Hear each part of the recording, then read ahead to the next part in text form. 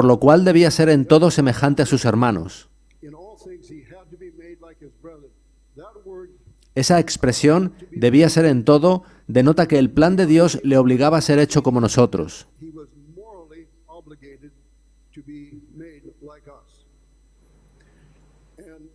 Continúa diciendo, para venir a ser misericordioso y fiel sumo sacerdote en lo que a Dios se refiere, para expiar los pecados del pueblo. Pues en cuanto Él mismo padeció siendo tentado, es poderoso para socorrer a los que son tentados.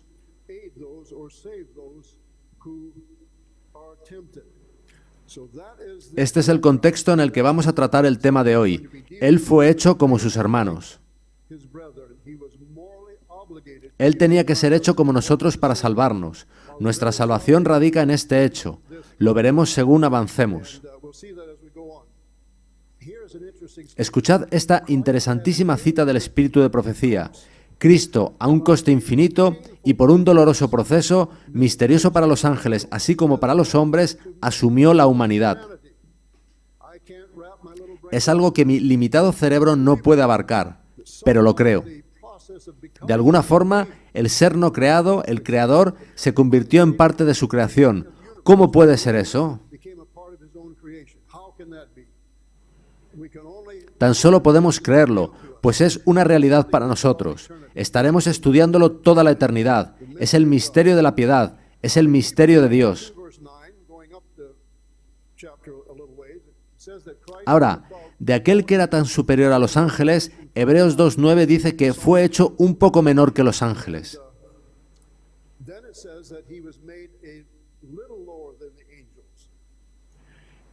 Y la razón de ello es que Él fue hecho para sufrir la muerte.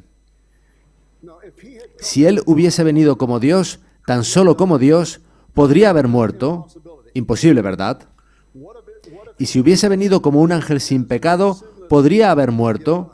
Sería imposible a menos que hubiese pecado.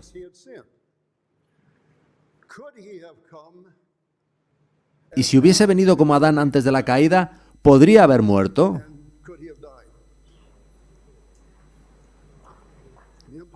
Eso habría sido imposible a menos que hubiese pecado. Adán no podía morir a menos que pecara.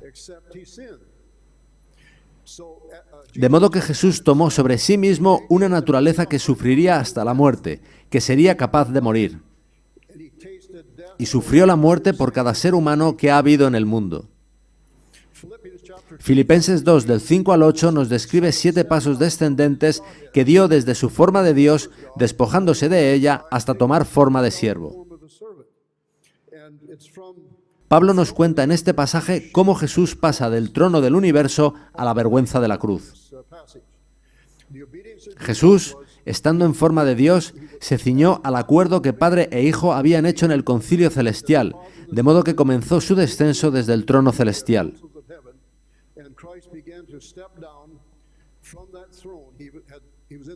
Existía en forma de Dios, era igual a Dios, pero se despojó a sí mismo, tomando forma de siervo, hecho semejante a los hombres. Pero además, estando en la condición de hombre, se humilló a sí mismo, haciéndose obediente hasta la muerte, y muerte de cruz. El que era no creado se hizo parte de su propia creación. El Dios eterno se hizo un hombre mortal. El anciano de días se convirtió en un niño. El Padre eterno se convirtió en un indefenso bebé. Dios tomó sobre sí naturaleza humana. Aquel verbo fue hecho carne y habitó entre nosotros. Leamos esta cita de Ellen White. Habría sido una humillación casi infinita para el Hijo de Dios revestirse de la naturaleza humana, aun cuando Adán poseía la inocencia del Edén. Pero Jesús aceptó la humanidad cuando la especie se hallaba debilitada por 4000 años de pecado. Como cualquier hijo de Adán, aceptó los efectos de la gran ley de la herencia. Y la historia de sus antepasados terrenales demuestra cuáles eran aquellos efectos. Mas Él vino con una herencia tal para compartir nuestras penas y tentaciones y darnos el ejemplo de una vida sin pecado. Vamos a ver entonces cuál era esa herencia, y lo veremos en el capítulo 1 de Mateo, donde se nos muestra la genealogía de Jesucristo. Estos son algunos de sus componentes. Fares fue hijo de prostitución e incesto. Luego aparece Rahab, que era una prostituta. Ruth era una hija de incesto.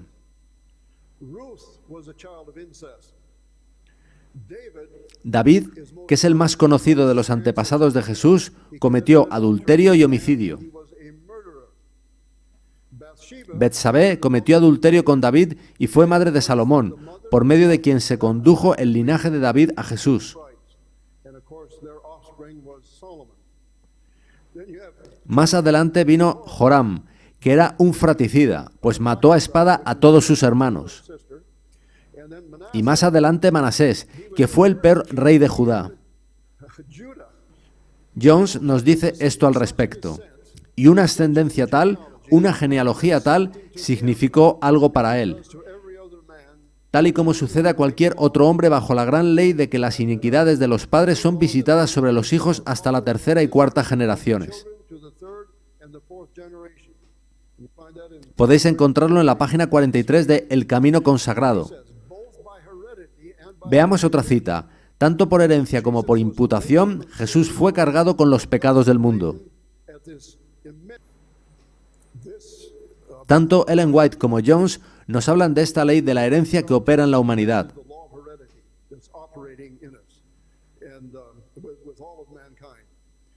Esta gran ley de la herencia no hace distinción de personas, ni siquiera en el caso de Jesucristo.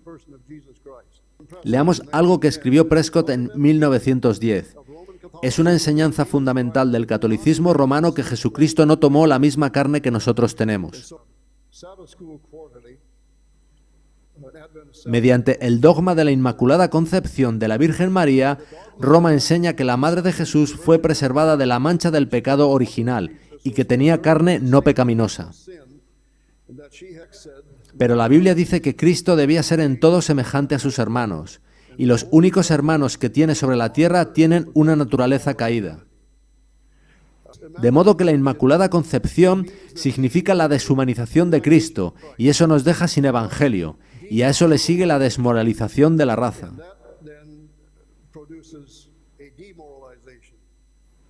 Cristo puede hoy en día morar en nuestro interior por medio del Espíritu Santo y cambiarnos desde el interior. Seguimos teniendo una carne caída, seguimos teniendo tendencias al pecado, pero Jesucristo batalló esas tendencias en la carne y las venció completamente. Nunca cometió pecado, Él fue completamente santo en su carácter, pero lo fue en una carne defectuosa. Vosotros y yo tenemos una carne defectuosa, pero Dios es capaz de hacer su obra en esta carne defectuosa si se lo permitimos. Veamos algo que escribió Waggoner sobre el asunto. Una de las cosas más alentadoras que encontramos en la Biblia es que Cristo tomó la naturaleza de los hombres, que sus antepasados de acuerdo con la carne eran pecadores. En la misma carta a Butler dijo: cuando leemos el registro de las vidas de los antepasados de Cristo y vemos que ellos tenían todas las debilidades y pasiones que nosotros tenemos, vemos que ningún hombre tiene derecho alguno a excusar sus pecados por razones de herencia. Si Cristo no hubiese sido hecho en todo como sus hermanos, entonces su vida sin pecado no sería alentadora para nosotros. Podríamos mirar a ella con admiración, pero sería una admiración que nos llevaría a la desesperanza. En otra cita, Waggoner dijo: leed la historia de David y de los reyes que descendieron de él y que se convirtieron en los antepasados de Jesús. Y veréis que, a nivel humano, el Señor estaba afectado por sus antepasados tan negativamente como cualquiera puede estarlo. Aunque Jesús estaba por ello rodeado de debilidad, ni pecó ni fue hallada mentira en su boca. Esto es para infundir ánimo a hombres que están en la más baja condición de vida, para mostrar que el poder del Evangelio de la gracia de Dios puede triunfar sobre la herencia.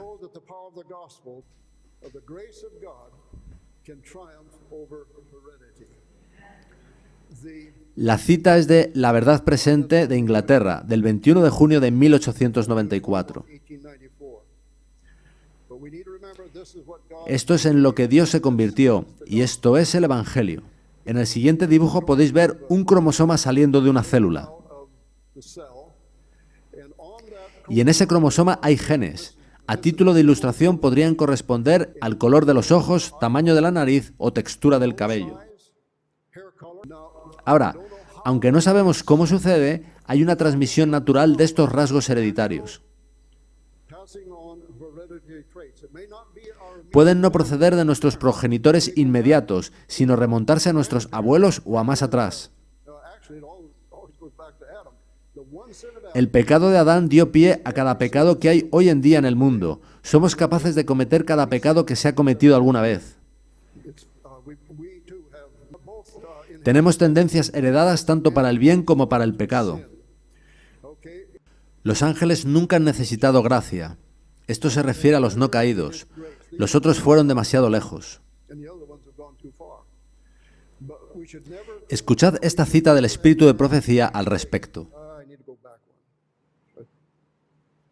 Al desobedecer a los mandamientos de Dios, el hombre cayó bajo la condenación de la ley. Esta caída requería que la gracia de Dios intercediese por los pecadores. Nunca deberíamos haber aprendido el significado de la palabra gracia de no haber caído.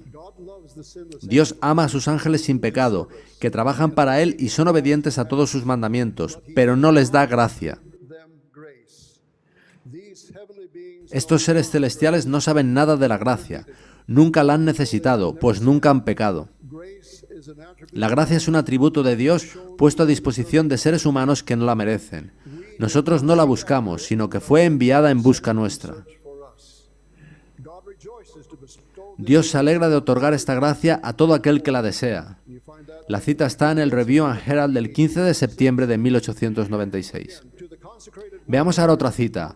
Para el obrero consagrado hay un maravilloso consuelo en saber que incluso Cristo durante su vida en la tierra buscaba diariamente al Padre para las frescas provisiones de la gracia que necesitaba. Jesucristo necesitaba de gracia para no caer, por eso sabe cuánto la necesitamos nosotros. Sigamos leyendo la cita, y partiendo de esta comunión con Dios, Él iba a fortalecer y bendecir a otros. Contemplad al Hijo de Dios postrado en oración ante su Padre. Aunque es el Hijo de Dios, fortalece su fe por medio de la oración, y mediante la comunión con el cielo reúne para sí poder para resistir el mal y para ministrar para las necesidades de los hombres. Observad ahora este sencillo diagrama. La célula número 1 se dispara, y unos impulsos eléctricos van de esa célula a la siguiente. Así es como se comunican, pero hay billones, especialmente en nuestro cerebro. Cuando tenemos malos hábitos, hay unos impulsos eléctricos fluyendo de una determinada manera. Dios levanta en nuestro cerebro una célula que dice no, interrumpiendo un camino neuronal que era habitual. Cuando detectamos un hábito que hemos de abandonar, oramos a Dios y nos proponemos no caer de nuevo. Entonces Dios prepara una célula inhibidora que bloquea la corriente eléctrica que solía establecerse anteriormente entre otras dos. El nombre abreviado de esa célula es GABA. Planteo ahora una pregunta. ¿Cuánto podía hacer Jesús cuando estaba aquí en la tierra como un ser humano? Nada. Él dijo, no puede el Hijo hacer nada por sí mismo. Juan 5:19. Yo soy en el Padre y el Padre en mí. Juan 14:11. El Padre que mora en mí, Él hace las obras. Juan 14:10. Ved en este esquema a Jesús buscando al Padre y al Padre dándole gracia y justicia que le guardan de caer. Así que el Padre daba a Cristo gracia y justicia, y Jesús hace lo mismo con nosotros. Nos da gracia y justicia. Cristo recibía justicia del mismo modo que lo hacemos nosotros.